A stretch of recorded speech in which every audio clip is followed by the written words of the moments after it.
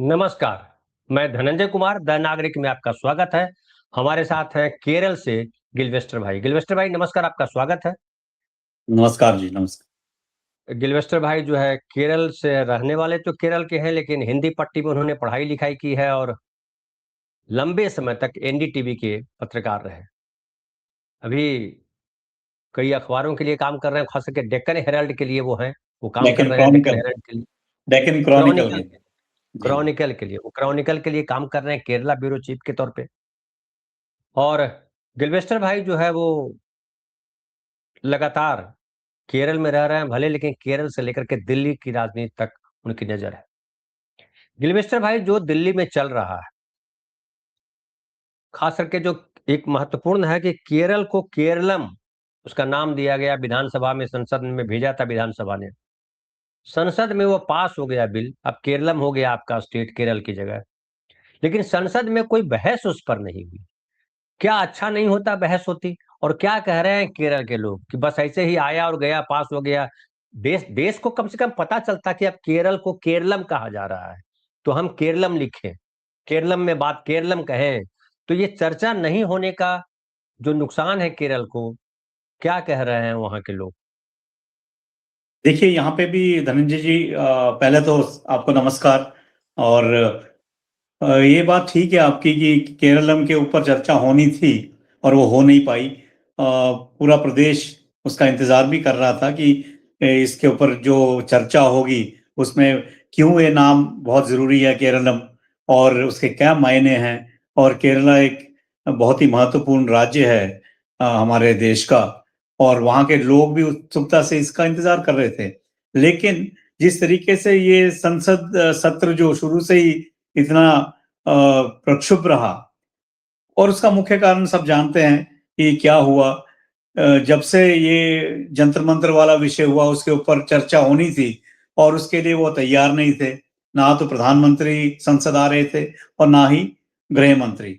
और विपक्ष की तो साफ सी मांग थी कि इतना बड़ा वहां पर आंदोलन हुआ जंतर मंतर में, और जिस तरीके से छात्रों के साथ जो बर्ताव किया गया, वो बहुत ही ज्यादा बर्बरतापूर्ण बर्ताव हुआ है और सबकी आंखों के सामने हुआ है। और उसके कोई तो अकाउंटेबिलिटी होनी चाहिए। और हिंदुस्तान की जो जो सही सोचने वाली जनता है, सब लोग हैं जो, उनका भी ये विचार है कि इतनी ज्यादा बर्बरता की क्या आवश्यकता थी बच्चों के ऊपर। और जिस तरीके से पैलेट गन का इस्तेमाल करके एक बच्चे की तो आंख की रोशनी तक जाने की वो है, और दूसरे बच्चों के ऊपर जो जिस तरीके से वो इससे घायल हुए हैं, और साथ में जिस तरीके से जो छोटी छोटी बच्चियों के साथ बर्ताव किया गया है, ये हर घर में जो है उसका वो काफी रोष पैदा किया है समाज के अंदर। और जो लोग भाजपा के समर्थक हैं, उनके अंदर भी ये काफी, उनको भी बुरा लगा है। ऐसा नहीं है कि उनको बुरा नहीं लगा है, वहां पे भी बच्चे हैं, उनके घरों में भी बच्चे हैं। तो जिस तरीके से बच्चियों के साथ, और आपको पता है कि किस तरीके से जो सादी वर्दी में, बिना वर्दी के जो लोग डंडा लिए हुए गुंडों की तरह जो बर्ताव कर रहे थे बच्चों के साथ, और ये इतनी ज्यादा एक्सेसिव फोर्स की कोई जरूरत नहीं थी वहां पे जो इस्तेमाल की गई। तो ये सारी चीजें लोगों के जहन में थी, और ये सब लोग जो है टेलीविजन में देख रहे थे। मैंने पिछले कार्यक्रम में भी कहा था कि केरला की जनता जो है बहुत कड़ी नजर रखती है पूरे राष्ट्र में जो राजनीति हो रही है। और यहाँ के जितने भी चैनल है, करीब 15-20 चैनल्स जो हैं, वो वहां से लाइव रिपोर्टिंग कर रहे थे जंतर मंतर से, और वो मलयालम भाषा में कर रहे थे। तो हर घर में जो है ये वार्ता गया है और सबने ये इमेजेस या तस्वीरें देखी हैं। तो सब लोगों को ये उम्मीद थी कि प्रधानमंत्री ने तो सेल्फी के मोड में जो है बात करने की कोशिश की है बच्चों के साथ। अच्छी बात है, इसमें कोई बुरी बात नहीं है कि प्रधानमंत्री ना करे, कोई नहीं कहेगा कि ना करें, बात करनी चाहिए। लेकिन जब संसद सत्र शुरू हुआ तो पहली जिम्मेदारी तो ये होनी चाहिए थी ना कि आप देश की जनता के सामने संसद में ये बात रखें कि क्यों ऐसा हुआ, आपका क्या विचार है उस पर। और अमित शाह जी को तो ये कहना चाहिए था कि किसने इसके निर्देश दिए थे। इतनी बर्बरतापूर्ण जो तरीके से इनको निपटा गया इनके साथ, बच्चों के साथ, उसके पीछे कौन है।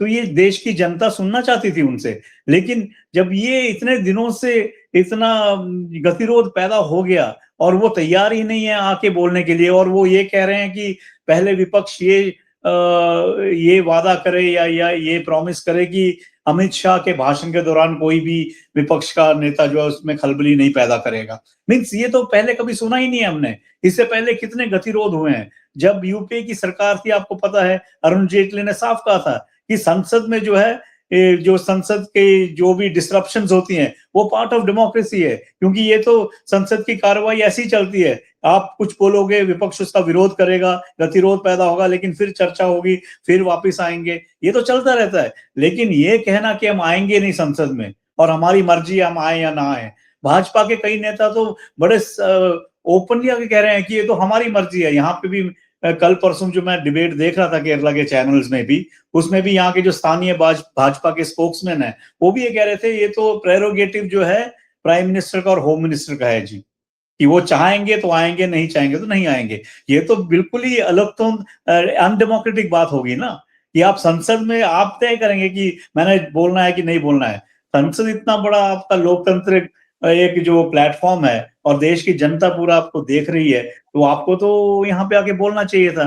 तो इस इतने सारे जो इतना बड़ा मुद्दा होने के बावजूद भी सरकार इससे कतरा रही है बात करने से और अपनी बात रखने से। और जो होम मिनिस्टर है, जो कि जिनको कि हमेशा कहते हैं कि वो तो चाणक्य हैं या वो बहुत स्ट्रांग और पावरफुल मंत्री हैं, तो उनको आके बोलना चाहिए। आज भी जैसे राहुल गांधी ने कहा है कि हम सिर्फ भाषण सुनने नहीं आ रहे हैं संसद में होम मिनिस्टर का, ये जो गृह मंत्री है उनको पहले तो ये बताना पड़ेगा कि इसके ये बर्बरता क्यों हुई है। तो हम जो है सिर्फ उनका लंबा चौड़ा भाषण सुनने के लिए नहीं हम बैठे हुए हैं। हम चाहते हैं कि सरकार अपनी जिम्मेदारी जो है निभाए और अपनी अकाउंटेबिलिटी फिक्स करके देश की जनता को बताएं कि कौन है इसके पीछे, किसने निर्देश दिए हैं कि इसको इतनी बर्बरतापूर्ण तरीके से जो है बच्चों के साथ के ऊपर हमला किया जाए। तो इसकी एक अकाउंटेबिलिटी देश की जनता के सामने रखना पड़ेगा।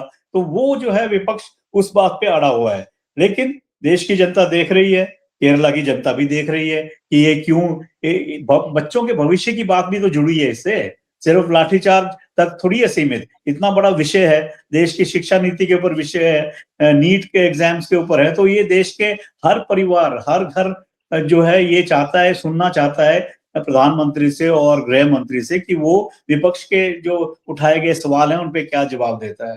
तो केरलम भी जो है इसी में डूब गया, इसी चर्चा में केरलम वाला विषय भी डूब गया है जी। एक और है ना गिलवेस्टर भाई, कि जो संसद है वो सुप्रीम है, सरकार से ऊपर है संसद। सरकार संसद के प्रति जवाबदेह है, क्योंकि संसद देश की सबसे बड़ी पंचायत है। सरकार और संसद बराबर नहीं है। संसद संसद का पार्ट है सरकार, संसद का पार्ट है राष्ट्रपति, पार्ट है। संसद तो सर्वोपरि है। और जिस तरीके से कर रहे हैं वो मतलब चौंकाने वाला है कि आप, जैसे आपने कहा कि केरल के बीजेपी के नेता करें, उनकी मर्जी आए ना आए, ये तो बेहद गैर जिम्मेदाराना बयान है।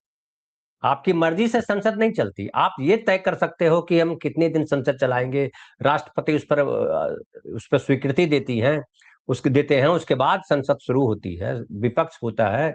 संसद में पक्ष और विपक्ष है। संसद यानी पूरी देश की जनता वहां बैठी हुई है, ये सुनने के लिए कि सरकार क्या कर रही है।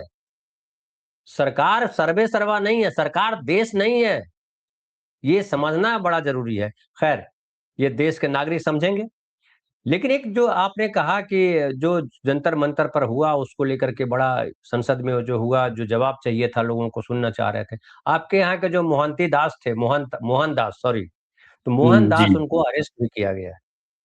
अरेस्ट किया गया, उसके बाद क्या वहां प्रतिक्रिया रही उनके अरेस्ट किए जाने पर? हालांकि हमने सुना कि जमानत उनको मिल गई। जी। जी, ये एक्चुअली क्योंकि काफी टाइम केस एफआईआर लॉन्च हुए काफी समय हो गया था और यहाँ की कांग्रेस सरकार भी थोड़ा ढुलमुल रवैया अपना रही थी केस के रजिस्टर होने के बावजूद भी, जबकि उनको पहले ही एक्शन लेना चाहिए था। लेकिन फिर जो विपक्ष की तरफ से भी काफी प्रेशर बना कि आप इतने दिन से इस पे क्यों बैठे हो, ये तो आपको एक्शन लेना चाहिए, इतनी गलत बात उन्होंने कही है और एक तरीके से समाज में और ज्यादा स्पर्धा बढ़ाने वाली बातें की हैं। और इसमें वो जैसे हमेशा वो हिंदू मुस्लिम का एक नैरेटिव होता है, इसमें भी उन्होंने उसको लाने की कोशिश की है भाजपा ने। अभी जब उनको पेश किया गया उसके बाद उनको जमानत मिली, उसके बाद यहाँ पे मुरलीधरन है जो केंद्रीय मंत्री रहे हैं भारतीय जनता पार्टी की तरफ से केरला से, उनका एक बयान आया तो उन्होंने कहा कि ये जो अरेस्ट और ये जो एक्शन हो रहा है ये एक तरफा है, और कुछ तबकों को जो है उनको खुश करने के लिए या उनके तुष्टीकरण के लिए किया जा रहा है। हालांकि उन्होंने किसी धर्म का नाम नहीं लिया, उन्होंने कहा कि हमारे लोगों को या हमारी विचारधारा रखने वाले लोगों को कायदे से उनको जो है टारगेट किया जा रहा है, ताकि कुछ तबकों को या कुछ सेक्शंस को उनकी तुष्टीकरण की जा सके। तो इशारा साफ समझ आ रहा था, लेकिन जो पब्लिक वो है वो कोई ज्यादा सपोर्ट इस मामले में उनको नहीं मिला है। हालांकि आरएसएस ने भी इसका विरोध किया था, लेकिन यहाँ जो एक हिंदुत्ववादी संगठन है हिंदू ऐक्य वेदी, उन्होंने मोहनदास का समर्थन किया। उन्होंने कहा कि मोहनदास के अपने पर्सनल व्यू है और उसका एक फंडामेंटल राइट है बातें करने का, कोई उसको रोक नहीं सकता। तो उन्होंने जो है बाद में जाके इसका समर्थन करने की कोशिश की। लेकिन ओवरऑल अगर आप समाज की बात देखें तो समाज में प्रतिक्रिया काफी विरोध में आई थी इस वक्तव्य के, और सबने जो है सख्त कार्रवाई की मांग की थी। उसके चलते केरला के अंदर जो साधारण समाज है उसमें एक जो विचार बना था कि इतने गलत बयान जो है वो समाज में कभी भी उसका समर्थन नहीं होना चाहिए, उसका विरोध होना चाहिए। तो उसी तरह से अब उनको जो बेल मिल चुकी है, क्योंकि वो 72 साल के मेरे ख्याल से हैं, 71-72 साल के, और उनका स्वास्थ्य भी ठीक नहीं है। तो इन सबको देखते हुए यहाँ के न्यायालय ने उनको बेल तो दी है, साथ में कुछ कंडीशंस रखी हैं कि वो पूरे जो ये इन्वेस्टिगेशन हो रहा है उसके साथ कोऑपरेट करें। लेकिन इसमें पूरे मामले में एक बात तो साफ नजर आई कि उन्होंने अपने आप को एक्सपोज कर दिया। जो एक संघ परिवार की आइडियोलॉजी के साथ वो जुड़े हैं, तो लोगों के अंदर ये भी एक मैसेज गया कि देखिए इनका जो रवैया है या इनकी सोच है वो कितनी जो है सारी हदें पार कर गई हैं। तो ये एक मैसेज भी समाज के बीच में गया है इसके जरिए। जी, देखिए, अभिव्यक्ति की आज़ादी की बात तो अपनी जगह है, लेकिन अभिव्यक्ति की आज़ादी का मतलब ये थोड़ा है कि आप उकसाइएगा, आप लोगों को मारने की या रेप करने की बात कीजिएगा। ये तो बड़ा घृणास्पद है, मतलब इसको कोई आदमी स्वीकार नहीं कर सकता। वो हिंदू दल के नाम पे जो कर रहे हैं, वो बेसिकली समाज के कचरा पक्ष है वो। कि आप इस लेवल पे सोचते हो? आपके घर के लिए ऐसा किया जाए तो क्या क्या कहा जाए? बहरहाल, जो आपने कहा कि उम्र है, उम्र तो बरबर राव की 80 साल उम्र थी। उनको जेल में रखा गया, और जेल में ही नहीं रखा गया, तमाम कष्ट दिए गए जो नहीं दिए जाना चाहिए थे आम आदमी को। तो हमारे देश में तो अब लगता है कि अदालतें भी तुष्टीकरण का काम करने लगी है। बहरहाल, इस पे कोई टिप्पणी करने का मतलब नहीं है। लेकिन जिस तरीके का माहौल देश में बन रहा है, उत्तर भारत में समझिए कि एक माहौल बन गया है कि नरेंद्र मोदी सरकार जो है संसद से भाग रही है, लोकतंत्र को ठेंगे पे रख रही है, और जेनजी या जेल अल्फा जो है उनका आक्रोश बढ़ता जा रहा है। कई जगह उत्तर प्रदेश से घटनाएं आई हैं जहां बच्चे डीएम के ऑफिस में घुस गए। महाराष्ट्र से ये वीडियो जा रहे हैं जहां बच्चे किसी बोतल को या ये छाते को माइक बना लेते हैं और बात कर रहे हैं, प्रेस की तरह बात कर रहे हैं। और वो कह रहे हैं, एक लड़की दूसरी लड़की से पूछ रही है कि ये सड़क जो है ऐसी है, क्या बोलते हैं इसके ऊपर? वो लड़की बता रही है। तो इस तरह की जो अवेयरनेस आ गई है यहाँ, हालांकि आपका स्टेट तो पहले से अवेयर स्टेट है, केरला को जहां तक मैं जानता हूँ। हम लोग केरला को सबसे शिक्षित स्टेट के तौर पे जानते हैं। क्या वहाँ इस तरीके का भाव है कि ये जो नरेंद्र मोदी सरकार है लोकतंत्र के बिल्कुल खिलाफ काम कर रही है? और जेनजी जेन अल्फा के लोगों में वहाँ क्या आक्रोश है या क्या है? सही बात है धनंजय जी, और यहाँ पे मैं ये बात रखना जरूरी समझता हूँ कि जो झारखंड में जो रांची में आंदोलन हुआ, वो एक उसने एक और बार जो है ये जो बीजेपी है उनके समर्थक हैं उनके एक अप्रोच को फिर एक बार एक्सपोज किया। उसका मुख्य कारण है कि आपको पता है कि जैसे ही रांची में वो आंदोलन शुरू हुआ, जंतर मंतर के बाद सारा, जिसको हम गोदी मीडिया कहते हैं, वो अपने ताम झाम के साथ सारे रांची पहुंच गए। वहां पे उन्होंने जो अपने तंबू गाड़ दिए। लेकिन उन्होंने काम क्या किया? उन्होंने काम ये किया कि उन्होंने बच्चों की जो रोजमर्रा की प्रॉब्लम्स है उसके बारे में नहीं उन्होंने बात की।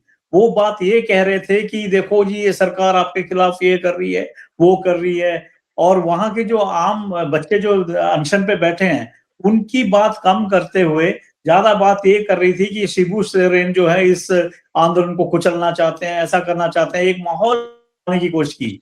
और शिबू सोरेन नहीं, हेमंत सोरेन, हेमंत सॉरी, सोरेन। हेमंत सोरेन, उनके माफ पिता माफ है माफ। शिबू सोरेन जी।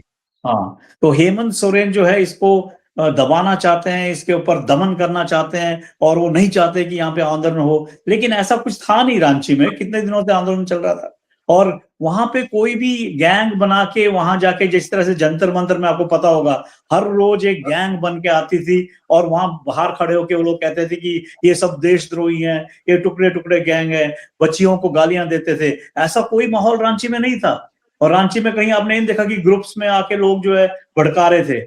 लेकिन जो ये आंदोलन, जो विधानसभा मार्च हुआ, उसमें देखो इन्होंने किस तरीके से घुसपैठ करने की कोशिश की। और आपको पता है कई चैनल्स ने तो दिखाया भी कि जो कुछ एक लोग जो हेलमेट पहने हुए, मुंह में जो है अपने रुमाल बांधे हुए, वो उकसा रहे थे लोगों को हिंसा करने के लिए। वो कह रहे थे कि आगे जाओ और अंदर घुस जाओ, और स्पीकर को उतार के बाहर फेंको, और एमएलए को उठा के बाहर फेंको, और कुर्सियों में बैठ जाओ। तो वो लोग कौन थे?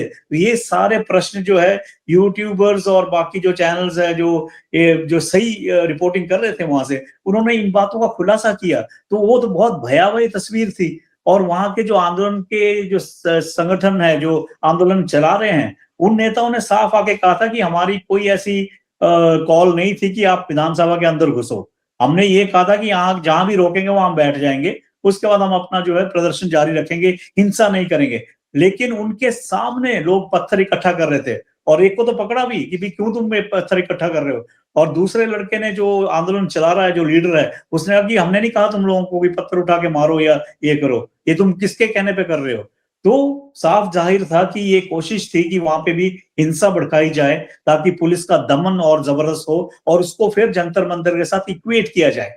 ये जो इनका एक नैरेटिव है ना, कि नैरेटिव को काउंटर नैरेटिव बनाने के लिए, कि देखिए जंतर मंतर में तो आपने बहुत बोला, अब क्या, आप क्यों चुप हो। तो वो नैरेटिव चलवाने के लिए ये पूरा जो है इन्होंने एक तरीके से षड्यंत्र रचा था, जो कामयाब नहीं हुआ। जिस हद से वो चाहते थे कि कामयाब हो, वो चाहते थे कि वहां हिंसा हो, क्योंकि ये जो हिंसाकारी जो लोग थे, वो क्यों आए वहां पे, उन्होंने क्यों हिंसा भड़काने की कोशिश की, जबकि वहां के किसी भी नेता ने बोला नहीं था कि हम हिंसा करके आगे बढ़ेंगे, ऐसा कोई कॉल नहीं थी, कुछ नहीं था। लेकिन फिर भी तो इसका मतलब कि भी कोई जानबूझकर और पूरी प्लानिंग के साथ वहां पे उतरा था। कुछ एक ऐसे लोग तबके निकले थे जो इस आंदोलन को थोड़ा सा हिंसात्मक बनाने की कोशिश करने की कर रहे थे। तो ये सबको देखते हुए ये सारी बातें जो है, केरला की जनता भी बड़े नजदीक से देख रही है, और यहाँ की पॉलिटिकल पार्टीज के लिए भी एक चेतावनी भी है, ये जो आंदोलन हुए हैं। क्योंकि यहाँ पे भी जेनजी की प्रश्न है, यहाँ पे भी परीक्षा में जो पेपर लीक होते हैं पीएससी वगैरह के, उसमें भी यहाँ पे कई धांधलियां होती है। तो ये एक वेकअप कॉल है, चाहे वो वाम मोर्चा की सरकार हो, चाहे वो कांग्रेस की सरकार हो, उनके लिए भी ये एक वेकअप कॉल है कि आने वाले समय के लिए आप अपने आप को सुधारो। अपने पूरी जो पीएससी का जो घटन है, जो घटना है, जो संगठन है, उसको जरा सही करो, ताकि बच्चों की जो सही समय पे जो है एग्जाम्स हो, उनको नौकरियां मिले। तो उसके बारे में एक गहन विचार करने की कोशिश होनी चाहिए। और मेरा तो ये मानना है कि सभी राजनीतिक पार्टियों को एक कॉमन मिनिमम प्रोग्राम बनाना चाहिए, सबको एक साथ आकर बच्चों के भविष्य के बारे में एक कॉमन मिनिमम अंडरस्टैंडिंग बनानी चाहिए, और उसके ऊपर जो है चर्चा होनी चाहिए, ताकि जो काफी दूरगामी जो बदलाव हैं या जो चेंजेस हैं वो हो पाए। तो मुझे लगता है कि हो सकता है केरला इसकी पहल कर सके, तो बहुत अच्छी बात है। अगर ये सारे मिलकर जो है बच्चों के भविष्य की जहां तक बात है, उसमें हम लोग सब मिलकर एक जो है बातचीत कर सकते हैं। तो ऐसा क्या कहते हैं, एनवायरनमेंट तैयार करना जरूरी है। जी, एक आखिरी सवाल ये कि राहुल गांधी की छवि को खराब करने के लिए बीजेपी ने या और लोगों ने क्या नहीं किया, ये सबको पता है। लेकिन इधर के जंतर मंतर के, हालांकि पहले से उनकी स्थिति बदलने रह गई है, सरकार की स्थिति लगातार डाउन होती जा रही है। यहाँ तो एक सर्वे भी आया जिसमें कहा गया कि अब जो है अगर चुनाव होते हैं अभी, तो कांग्रेस या यूपीए सरकार जो है फिर से बन जाएगी और बीजेपी बाहर हो जाएगी। लोकप्रियता भी राहुल गांधी की बढ़ी है इधर, जो सर्वे आया था उसमें। लेकिन क्या आपको लग रहा है, राहुल गांधी तो वहाँ केरल से वो चुनाव लड़े, केरल के सांसद रहे, जब अमेठी से हार गए तब वो केरल ने सपोर्ट किया, केरल के सांसद रहे। फिर वो जो है उनकी सिस्टर वहाँ प्रियंका गांधी गई, वो वहाँ से अभी सांसद हैं। लेकिन केरल को लेकर के उनके जो राहुल गांधी है या प्रियंका है, दोनों लगातार जा आ रहे हैं वहाँ, ध्यान है उनका केरल पे। अब एक बात ये है कि क्या आपको लग रहा है कि राहुल गांधी की जो छवि बनी है, नरेंद्र मोदी की छवि जिस तरह से गिरी है, इधर साफ-साफ दिखाई पड़ता है कि जैसे ये आपने कहा कि वो मोबाइल पे, इंस्टाग्राम पे एड्रेस कर रहे हैं। इंस्टाग्राम पे एड्रेस इसलिए कर रहे हैं कि गटर मीडिया का पूरा टीआरपी गिर गई। गटर मीडिया को लोगों ने जो है जहाँ भी प्रदर्शन पे गए वो जाने की हिम्मत नहीं जुटा पा रहे हैं। लोग जो है दिल्ली से लेकर के पटना तक, सिवान तक जहाँ है वहाँ दौड़ा रहे हैं। नहीं बात करने दे रहे हैं। वो जैसे ही वो टेलीविज़न चैनल का माइक होता है, हूट करते हैं। तो टीआरपी गिर गई है। तो नरेंद्र जी मोदी जी अब आए, मोबाइल पे आए, मोबाइल पर भी बच्चों ने उनको दौड़ा लिया और कहा कि जो है मोबाइल पर आकर के बच्चों को एड्रेस करना चाहते हैं, बोलते फ्रेंड्स हैं, और फ्रेंड्स बोलने के बाद आप कहते हैं गाली क्यों दी? तो फ्रेंड्स में गाली गलौज तो होती ही है, तो सुनिए और माफी क्या दीजिएगा। इस तरह की बातें हुई। खैर, क्या आपको लगता है कि राहुल गांधी की छवि केरल में और बेहतर हुई है, और ऐसा लग रहा है कि केरल केरल को ऐसा लग रहा है कम से कम कि अब राहुल गांधी प्रधानमंत्री कल को बन सकते हैं? जी, केरला में ऑलरेडी राहुल गांधी की पॉपुलैरिटी बहुत ज्यादा थी और मेरे ख्याल से कुछ एक ऐसे स्टेट्स हैं इंडिया में जहां पर मोदी जी से बहुत ज्यादा जो रेटिंग है पॉपुलैरिटी वो राहुल गांधी की है। और केरला के अंदर हमेशा से ये बात रही है कि राहुल गांधी एक वेल मीनिंग एक इंसान है और काफी ह्यूमेन है और एक सबसे बातचीत करते हैं वो। और जब भी वो केरला में रहे हैं, जब जब वायनाड के एमपी थे, तब भी वो लगातार आते रहते थे और लोगों के साथ उनका डायरेक्ट कनेक्ट था। और पूरे विधानसभा चुनाव के दौरान भी उन्होंने बहुत कड़े तरीके से जो है हमला किया था बीजेपी के ऊपर भी और साथ में यहाँ के वाम मोर्चा के ऊपर, क्योंकि उनको उनका मानना था कि वाम मोर्चा जो है किसी तरह के एक सॉफ्ट अप्रोच जो है मोदी के साथ कर रहा है और वो कोशिश ये कर रहा है कि कांग्रेस हार जाए तो कोई बात नहीं, अगर बीजेपी आ जाए थोड़ी बहुत तो उसमें हमें को कोई गिला नहीं है। ऐसा वाम मोर्चा के कुछ नेताओं का मानना है, ऐसा उस समय एक प्रचार चला हुआ था। तो इसीलिए उन्होंने जो है बहुत कड़े शब्दों में इनके ऊपर हमला भी किया था वाम मोर्चा के ऊपर कि आप जो है यहाँ पे बी टीम की तरह, बीजेपी की बी टीम की तरह काम कर रहे हैं। तो एक जो सेकुलरिज्म के मामले में धर्मनिरपेक्षता और जो आपसी भाईचारा, जो कहते हैं कि मोहब्बत की दुकान, नफरत के बाजार में मोहब्बत की दुकान खोलेंगे, तो ये नारे जो है केरला के अंदर बहुत ज्यादा इसका असर होता है। उसका ये इसलिए भी जरूरी है क्योंकि केरला का समाज अभी भी काफी जो है वो प्लूरलिस्टिक समाज है और यहाँ पे जो सारी तबके जो यहाँ पे जी रहे हैं वो आपसी वो पीसफुल को एग्जिस्टेंस से जी रहे हैं। और इसी की वजह से जो है यहाँ पे जो कट्टरपंथी हिंदू संगठन है वो भी अपने कट्टरपंथी चेहरे को सामने ज्यादा नहीं लाते हैं। उनको पता है कि प्रेशर समाज का जो है काफी है। इस कारण ये नहीं कि वो कोई बहुत अलग तरीके से यहाँ काम करते हैं, चाहते तो वो सेम नैतिकतावादी हो गए, ऐसा कुछ नहीं है। जी, बिल्कुल। ऐसा नहीं है। वो चाहते तो वो सेम एजेंडा यहाँ इम्प्लीमेंट करना चाहते हैं। वो चाहते हैं कि यहाँ पे भी जो है स्पर्धा बहुत ज़्यादा बढ़ाई जाए, लेकिन उसकी एक लिमिट है, उनको पता है कि अगर ज़्यादा करेंगे तो समाज का जो है रिएक्शन वो बहुत काउंटर रिएक्शन बहुत तेज होगा। इसलिए वो जो है अपने आप को थोड़ा रोक के रखते हैं। उसी तरह मैं ये भी कहूँगा यहाँ पे कि जो मुस्लिम तीव्र संगठन है, जो पहले रहे हैं जो, उनका भी कई बार ये कोशिश रही है कि वो जो है माइनॉरिटी जो सांप्रदायिकता है उसको बढ़ावा दे या उसको थोड़ा उसको ज्यादा तेज करे। तो वो भी जो है जब सेकुलर जो पार्टियां हैं या सेकुलर नेता हैं जो वो अपना इतना प्रेशर बना के रखते हैं समाज के साथ मिलके, तब ये सारे संगठन है जो एक कदम पीछे ले लेते हैं। लेकिन इसका ये मानना नहीं है कि वो आगे नहीं करेंगे ऐसा, वो कभी भी कर सकते हैं। इसलिए हमेशा ये एक कांस्टेंट लड़ाई है। ये नहीं है कि केरला अब जो है एक आइलैंड बन गया है, यहाँ पे कभी ऐसा नहीं होगा, कभी भी हो सकता है। कोशिश चारों तरफ से जारी रहती है। यहाँ पे सांप्रदायिक ताकतें भी अपना पूरा जोर लगा के रखती हैं, कोई जहां भी कोई गैप मिलता है वहां घुसने की कोशिश करती हैं। तो समाज को जो है हमेशा सचेत रहना होगा केरला के अंदर भी, और वो है भी। और फिलहाल जो है राहुल गांधी की जो भी यहाँ पे अपीलें आई हैं या जो भी उन्होंने कहा है उसको काफी उसका स्वागत हुआ है केरला के अंदर। और जैसा आपको पता है कि यहाँ फ्री ट्रैवल किया गया है ऑर्डिनरी बसेस में महिलाओं के लिए, वो मेरे ख्याल से सबसे बड़ा जो उसका फैसला था वो राहुल गांधी का ही था। और उसका काफी असर यहाँ पे हुआ है केरला के अंदर।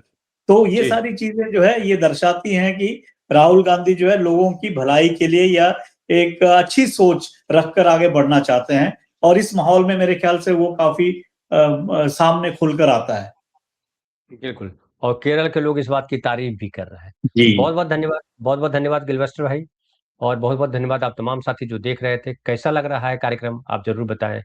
फिलहाल इतना ही, और मिलते हैं हम शाम की चौपाल में। बहुत बहुत धन्यवाद, शुक्रिया।